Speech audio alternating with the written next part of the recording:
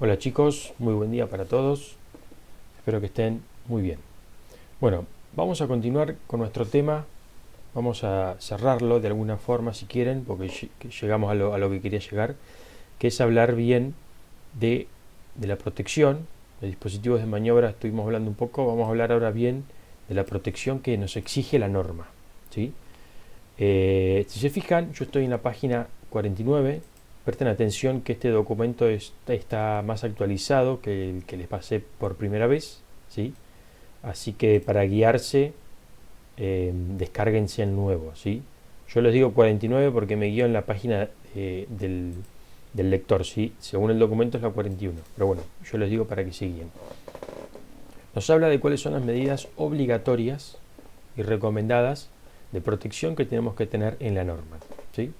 Dentro de las obligatorias tenemos protección contra fallas a tierra, que es lo que vamos a hablar en este video un poco, protección contra contactos directos, ¿sí? Protección contra contactos indirectos y protección contra sobrecorrientes, ¿sí? Esta parte de sobrecorrientes ya un poco la charlamos. Fíjense que acá distingue dentro de sobrecorrientes, sobrecargas y cortocircuitos, ¿sí? Nosotros habíamos hablado de que para esto sirve la llave termomagnética. Recuerden que tenía una parte, un funcionamiento magnético y un funcionamiento térmico. El magnético funcionaba para prevenir cortocircuitos y el térmico para sobrecargas, ¿sí? Así que fíjense que si sucede, como yo creo que a varios que tengan instalaciones viejas les sucede, si tienen solo una térmica, están protegiendo contra sobrecorrientes, pero puede que alguna de estas no estemos teniendo en cuenta. ¿Está bien? Cuando hablamos de protección contra contactos directos, ¿sí? Estamos hablando de básicamente de que nuestra instalación tiene que tener aislación en las partes activas. ¿Qué son las partes activas? Son las partes conductoras que puedan llegar a tener una tensión peligrosa. ¿Qué considera la norma como tensión peligrosa? Tensión por arriba de los 24 volts. ¿Estamos? ¿Sí? En nuestra instalación la tensión predominante es 220, ¿sí? Así que básicamente cualquier parte conductora que tenga en su superficie 220 volts es una parte activa y debería estar aislada. ¿A qué nos referimos con esto? A protección contra contactos directos por aislación de partes activas. Nos referimos a, que, por ejemplo, que no haya ningún cable pelado a la vista, ¿sí? Que no haya ninguna barra conductora a la vista sin aislar. ¿Estamos? ¿Sí? Esto sería bastante básico, protección contra contactos directos. ¿Sí? El otro punto, la otra forma de protegernos contra contactos directos es mediante el uso de barreras o envolventes, ¿sí? ¿Qué son envolventes? Envolventes son, si quieren, carcasas, ¿sí? De un material aislante, ¿sí? Que en su interior contienen elementos que forman parte de la instalación eléctrica que podrían tener partes activas. Por ejemplo, una llave termomagnética, un disyuntor, ¿sí? Como ustedes saben, esos disyuntores y llaves termomagnéticas tienen partes activas que pueden ser los bornes, ¿sí? Los bornes donde entran los cables. Entonces, ¿cómo prevenimos? Si bien eso tiene un tamaño donde, digamos, el dedo no entra, ¿cómo prevenimos un contacto directo hacia eso? No podemos ponerle cinta aisladora a los bornes, ¿sí? Para eso entonces tenemos que introducir esos elementos en una envolvente, en este caso nuestro tablero, ¿sí? El tablero eléctrico sería una envolvente para protegernos contra el contacto de cualquier elemento activo que haya dentro de él, ¿sí? Y cuando hablamos de envolventes, hablamos de, si ustedes se fijan, todo esto que estoy diciendo está explicado más abajo, ¿sí? Cuando hablamos de envolventes hablamos también de grados de protección. Yo les voy a mostrar una tablita acá de los códigos IP. ¿Qué establece el código IP? Establece el grado de protección que tiene una envolvente, ¿sí? Recuerden, cuando digo envolvente estoy diciendo tablero, estoy diciendo la carcasa de cualquier equipo. La carcasa de nuestro teléfono es una envolvente y también tiene un código IP. La carcasa de la computadora, cualquier elemento que contenga en su interior circuito eléctrico en realidad es una envolvente, ¿sí? Pero volviendo a nuestra instalación eléctrica, podría ser un tablero, podría ser cualquier equipo, cualquier electrodoméstico, por ejemplo, ¿sí?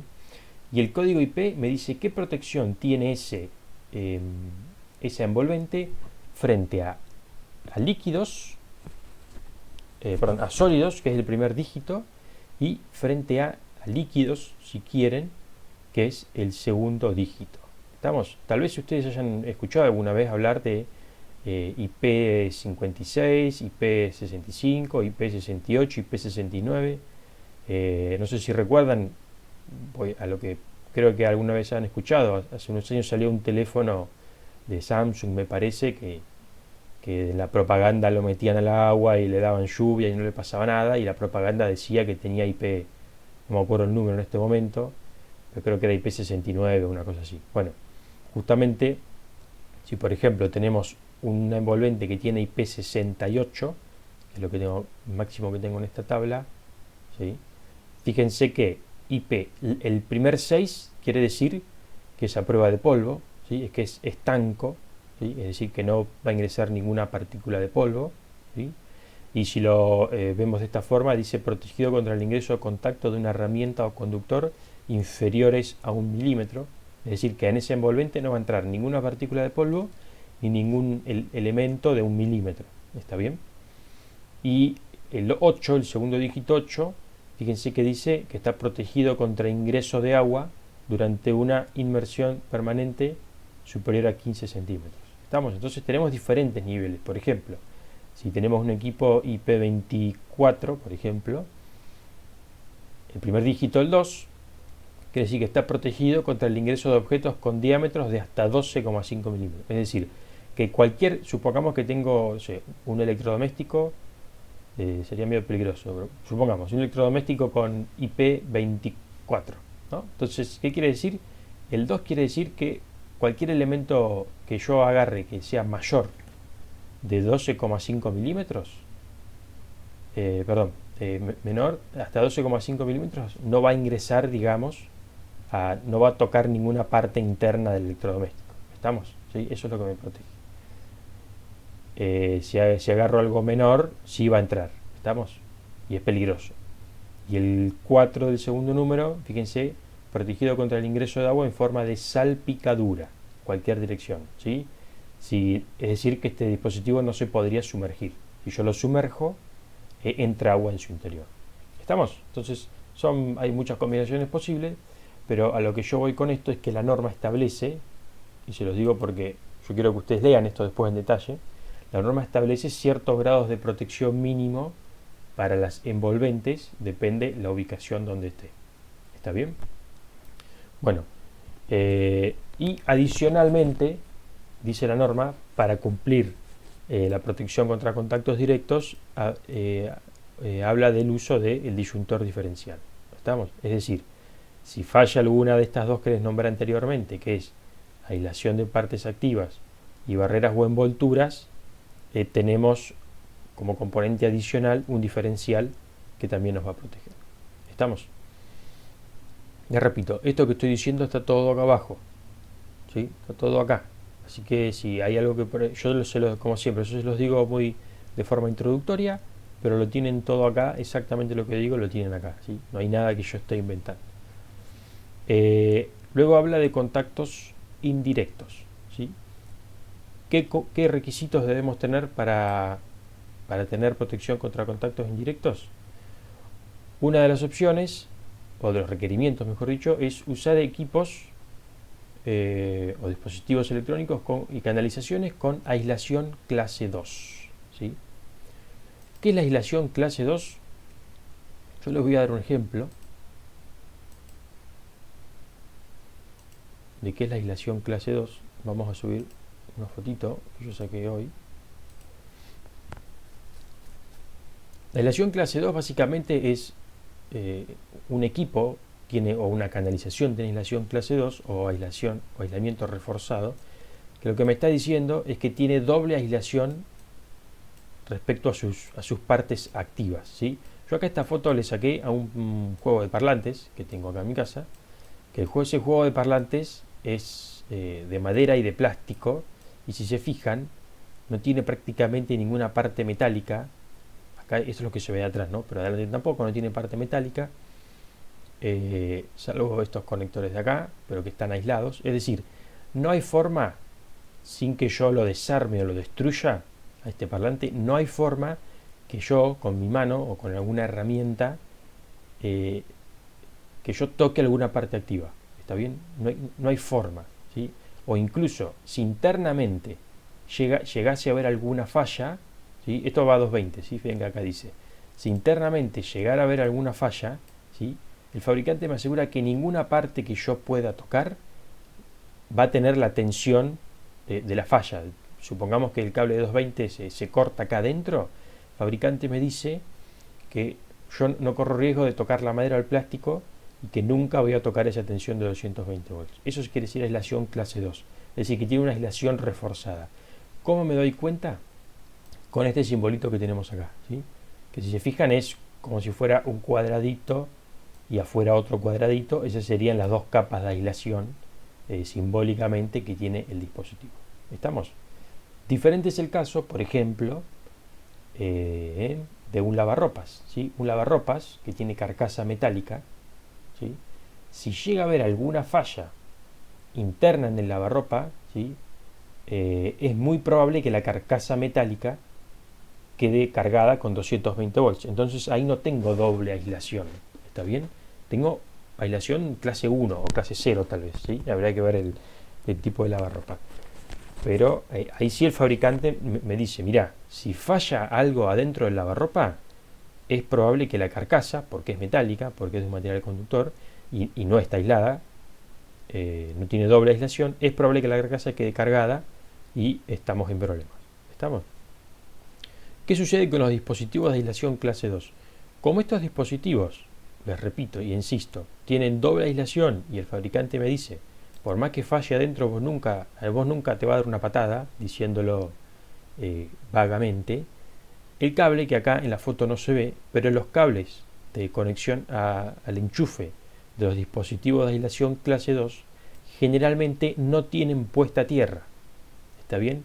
Y esto no es que esté mal, es que como me asegura que la falla no va a poner en peligro la envolvente, ¿sí? La carcasa, entonces se considera que no necesita puesta a tierra. Ya teniendo esta medida de protección, ¿sí? Ya estamos protegidos contra contactos indirectos. En este equipo estamos hablando, ¿sí? Estamos hablando de este equipo, no de la instalación. ¿Estamos?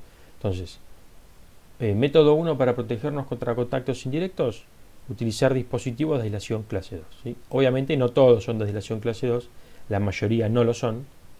Por eso todos los dispositivos que no sean de aislación clase 2 sí o sí tienen que tener un cable de puesta a tierra. ¿Sí? Es decir, el enchufe tiene que tener 3 cables, vivo, neutro y puesta a tierra. ¿Estamos?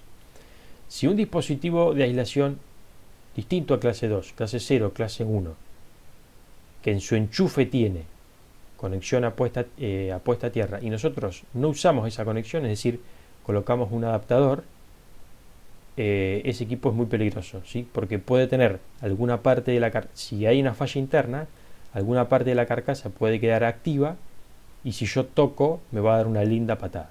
¿Estamos? ¿Qué es lo que queremos evitar?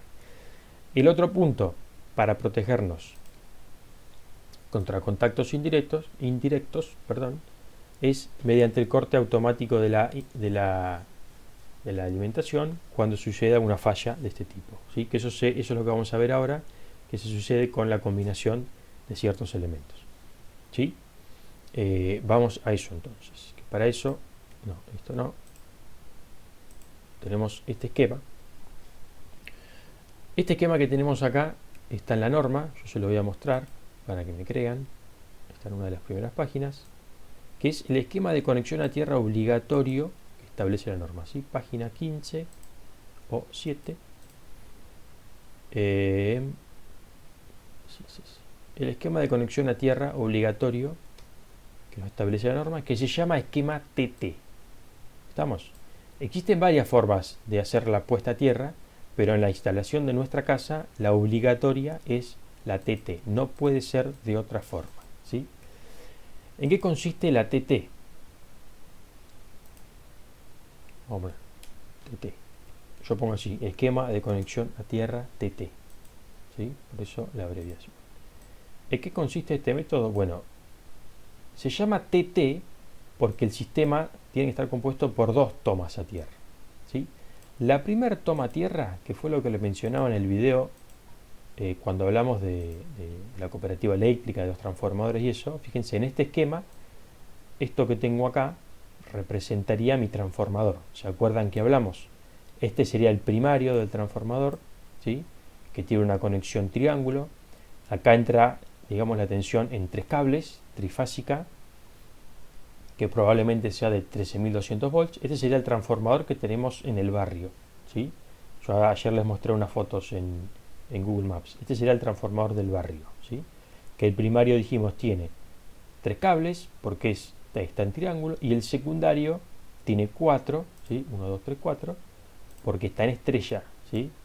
Cuatro cablecitos, porque está en estrella. Esos cables eran las tres fases, L1, L2, L3, y el neutro, que el neutro lo sacaba del punto medio de la conexión estrella. ¿Se acuerdan? Ahora, habíamos dicho también que ¿qué hace en nuestro caso la cooperativa eléctrica? El neutro de este secundario lo manda a masa, ¿sí? Es decir, acá hay una primera puesta a tierra que sería, si quieren, la primera T de mi esquema TT, ¿sí? Entonces, la primera puesta a tierra la manda, esto lo hace la cooperativa eléctrica, ¿sí? Que el neutro lo pone a masa con una puesta a tierra que tiene una resistencia aproximada de 1 ohm, ¿sí? Una resistencia muy baja. ¿Cómo se llama esta puesta a tierra? Se llama puesta a tierra de servicio. ¿Está bien? Y la segunda tierra de la instalación, que sería esta otra T, es la puesta a tierra que tenemos que hacer nosotros. Este símbolo que está acá sería el tablero principal de nuestra instalación. Fíjense que acá en nuestra instalación entra una sola fase y un neutro, ¿sí? Estas dos fases quedan para otras casas, ¿estamos? Entonces a nuestra instalación, de los 4 cables del transformador, a nuestra instalación bajan 2 nada más. ¿Se acuerdan que esto ya lo vimos, ¿sí? Y la puesta a tierra la tengo que, si quieren, fabricar yo. ¿Recuerdan que vimos que en el tablero principal hay que poner una bornera de puesta a tierra y un cable verde amarillo que va conectado a una jabalina, ¿sí? Esta sería la jabalina que tenemos que conectar, en nuestras casas.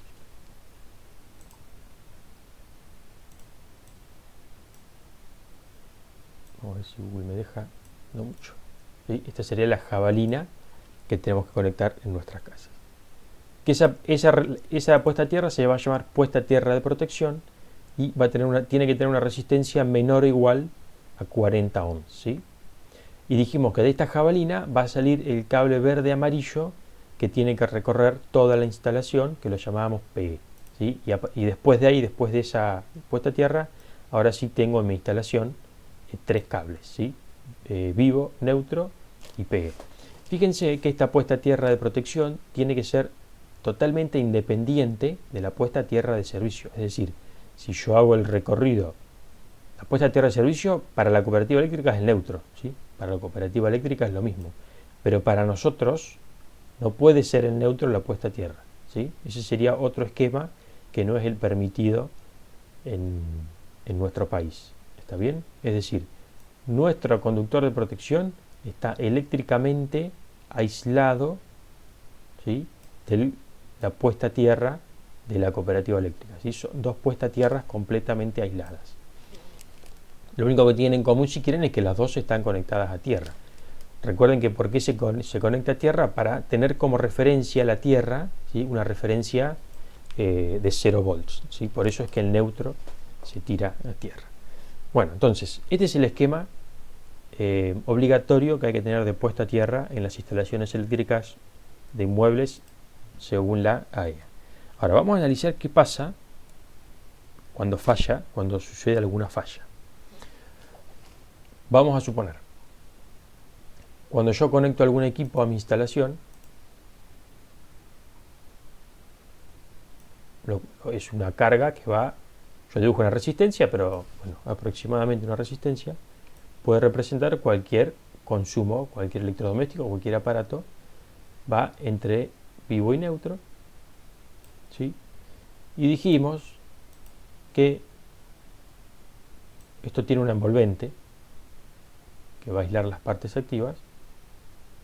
Y dijimos, si este equipo, si es de aislación clase 2, la envolvente no va a masa, digamos, ¿sí? Es decir, mi carga, mi electrodoméstico se enchufa con dos cables vivo y neutro. Ahora, si no es de aislación clase 2, que es la mayoría de los electrodomésticos, entonces sucede que la carcasa tiene que ir conectada a masa.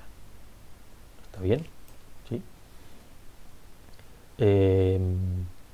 Entonces, vamos a ver qué pasa cuando hay una falla en mi equipo, ¿sí?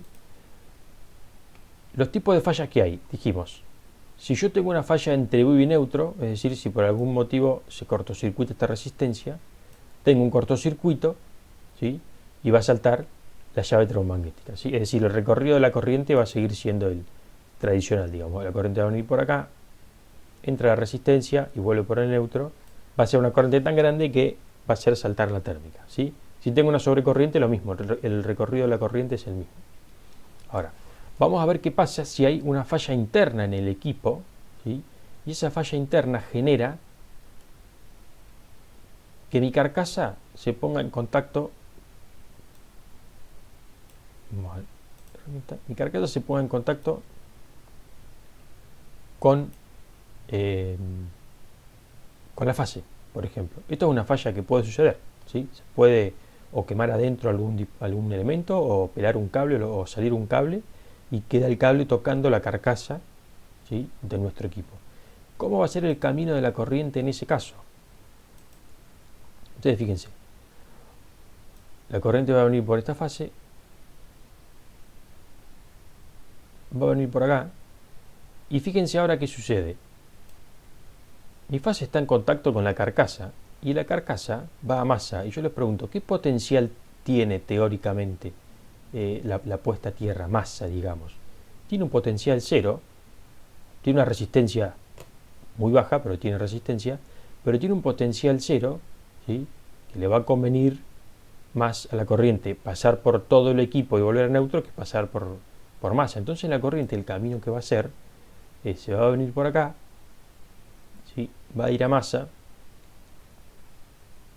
¿sí?, pasa por la tierra, digamos, y vuelve acá. Ese sería el lazo de falla que hay en el esquema de puesta a tierra de T, ¿sí? Es decir, que la resistencia que hay en el camino de la corriente es esta resistencia de 40 ohms más esta de 1 ohm, ¿sí?, de la puesta de servicio, y habría que sumar la resistencia de los cables y el transformador, que normalmente es una resistencia muy baja, por eso se desprecia, ¿sí? Entonces esta corriente de falla, si ustedes hacen la cuenta, es una corriente bastante peligrosa. ¿Estamos? ¿Qué va a pasar? Bueno, recuerden que yo acá adentro tengo el disyuntor, que el disyuntor, ¿qué va a hacer? El disyuntor va a estar comparando constantemente si la corriente que sale de la fase es la misma que la que vuelve por el neutro, ¿sí? Y si se fijan, en este caso de falla, la corriente que sale de la fase no es la misma que vuelve por la del neutro. De hecho, teniendo en cuenta que no hay nada más conectado en esta instalación, nada vuelve por el neutro, vuelve toda la corriente por la puesta a tierra. Entonces, en este caso, ¿sí?, inmediatamente no, después de un determinado tiempo bastante corto, el disyuntor va a desconectar la instalación porque detectó que hay una corriente de fuga, hay una corriente a tierra, ¿sí?, una falla a tierra. ¿Estamos? ¿Sí? Entonces ese sería lo que va a suceder en caso que tenga una falla interna en el equipo y que tenga mi carcasa puesta a tierra. Ahora, vamos a otro caso muy real, que es, tengo este aparato que el fabricante me lo da con un enchufe de 3 patitas, ¿sí? ¿Saben? Es decir, me lo da con un enchufe así, que tiene el chinito, le digo yo, porque tiene cara de chino, que tiene 3 patitas, ¿sí?, vivo, neutro y puesta a tierra. Pero mi enchufe, yo tengo un enchufe viejo en mi casa,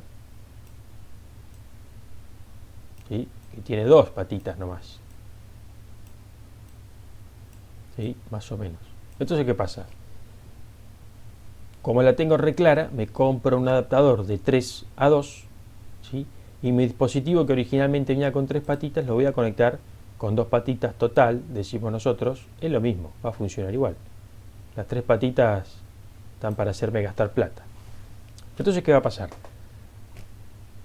El equipo está todo perfecto. Vamos a suponer que, por mala suerte o por lo que sea, falla el equipo internamente y sucede esto que veníamos diciendo, ¿sí?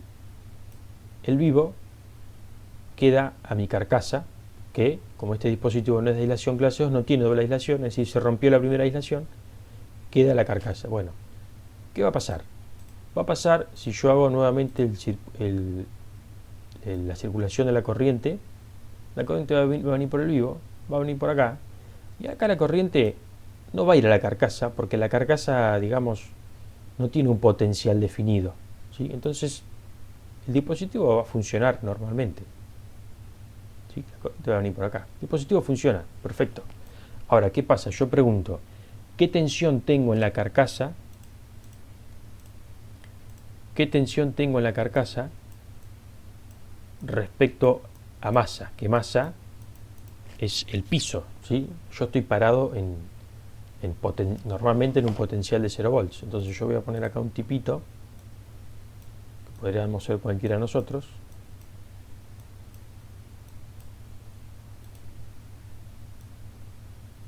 ¿Sí? Entonces, este tipito está parado, digamos, en masa, está parado en 0 volts. Entonces, ¿qué potencial tiene la carcasa respecto a masa? ¿Sí? Tiene un potencial de aproximadamente 220 volts. Entonces, repito, tengo un dispositivo que el fabricante me lo da con conexión 3 patitas. Le pongo un adaptador de 3 a 2 porque no tengo ganas de cambiar mi enchufe porque sale muy caro, sale como 90 pesos. Entonces me compro el adaptador de 3 a 2, elimino la protección a tierra y el dispositivo por algún motivo falló. Entonces la carcasa tiene 220. Entonces, ¿qué pasa? Vengo yo, o el tipito, con su dedo muy largo que tiene, y toca la carcasa. Bueno, ¿qué va a pasar cuando toque la carcasa? Si puedo borrar esto. Cuando toque la carcasa, vamos a dibujar de nuevo esto. Lo que va a suceder, vamos a dibujar cuál sería el lazo de la corriente, la circulación de la corriente, cuando el tipito toque la carcasa. Fíjense, la corriente entonces va a venir por el vivo, va a venir por acá, y encuentra una resistencia a masa. Entonces, si bien nosotros tenemos una resistencia que es muy variable dependiendo de muchos factores, la corriente ahora va a hacer este recorrido, ¿sí? Se va a ir a través de nuestro cuerpo a masa y va a volver por la puesta a tierra de servicio. ¿Estamos? Entonces pregunta, ¿nos morimos? No, no nos vamos a morir siempre y cuando tengamos un disyuntor. ¿Está bien? ¿Por qué no nos morimos? Porque el disyuntor, vuelvo a lo de antes, el disyuntor va a detectar que tengo una corriente que sale por la fase que es distinta a la corriente que vuelve por el neutro. Entonces va a saltar el disyuntor, ¿sí? Me va a proteger a mí. Pero voy a sufrir una linda patada. ¿Estamos? ¿Sí? Si yo este equipo lo hubiera puesto a masa al principio, en el momento preciso en que ocurre la falla, ahí hubiera saltado el disyuntor, ¿sí? Entonces el disyuntor y la puesta a tierra no hubieran permitido que la carcasa tenga un voltaje peligroso que me haga circular una corriente a mí. ¿Estamos? ¿Sí? Por eso es importante que entiendan que para tener una protección completa, ¿sí?, contra contactos indirectos, necesitamos disyuntor en el tablero, ¿sí?, puesta a tierra, y necesitamos, además de que haya puesta a tierra, que tengamos todo un cable, el PE, que recorra todas las masas de todos los dispositivos, ¿sí? Si nosotros le cortamos la masa a algún dispositivo, estamos eliminando una protección, ¿sí? Estamos poniendo en peligro nuestras vidas y los equipos, ¿sí? Además de nuestras vidas, que es lo más importante, esta corriente de falla, ¿sí?, puede generar incendios en la instalación, ¿sí? Así que bueno, espero que hayan entendido y hayan comprendido la importancia de tener los elementos necesarios de seguridad. Otra cosa, en este caso, si yo no hubiera tenido un disyuntor, ¿sí?, acá sí, probablemente esta persona se muere, ¿sí?, porque la corriente que circula por acá no es tan grande como para que salte la térmica, ¿está bien? Recuerden que la térmica va a saltar a 16 amperes, 16 amperes en 2 minutos, ¿sí? La corriente acá, porque nuestra resistencia tal vez sea de 2000 ohms, más o menos, entonces no es una corriente espectacular. Sí puede generar incendio esa corriente, pero no va a saltar la térmica. Entonces, si no hay disyuntor, esta condición para nuestra instalación no, no, no quiere decir nada malo. Entonces no va a saltar ningún dispositivo si no tenemos disyuntor, ¿sí? Por eso yo les recomiendo que de paso aprovechemos todos estos nuevos conocimientos, que vayan a sus casas, al tablero, fíjense si tienen un disyuntor y convenzan a sus padres. No lo hagan ustedes todavía no están capacitados para poner un disyuntor, ¿sí? Pero convenzan a sus padres o madres o quien sea la importancia que es tener un disyuntor en nuestras casas. Es caro el disyuntor y un disyuntor debe valer algo de 2000 pesos. Ustedes comparen si es más cara la vida de ustedes si la vida de ustedes vale 2000 pesos, ¿sí? Y se van a dar cuenta que el disyuntor no vale caro. Así que bueno, chicos, con esto cerramos la parte de protección de instalaciones. Como siempre, cualquier duda o consulta me escriben y estamos en contacto. Hasta luego.